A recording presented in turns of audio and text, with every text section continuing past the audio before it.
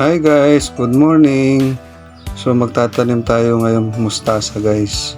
So ngayon kinukuha ko yung mga punla guys ng mustasa. So ingat tayo dyan guys sa pagkuha ng punla. Dapat may kasamang lupa at dapat di maputol yung ugat. Kaya ingat tayo guys. Bali kinukuha ko muna guys yung malalaki na, yung kaya nang lumaban sa hamon ng buhay. Ayan guys. Yun, dadaling ko na doon sa taniman. Ayan guys. Bali pinalambot ko na yung lupa na guys. Ayan guys.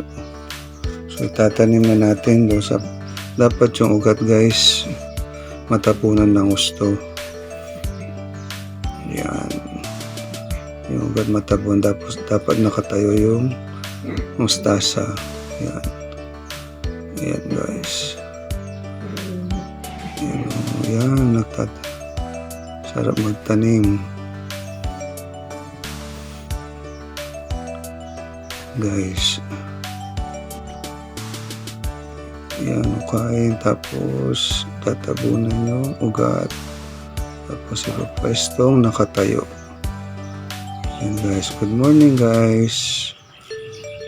Yun, nagtatanim ako sa backyard guys para kahit papano pag gusto magluto may kukunin. Ayan guys, masarap yan sa sinigang sa mustasa o sinigang sa miso. Sarap yan, tapos may bangus. Tapos guys, may kamatis, sibuyas, bawang, talo-talo na, mustasa. Kulo lang. Sabaw na. Ayan guys, tatanim tayo ng mustasa.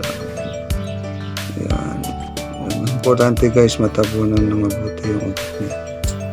Thank you guys. Good day.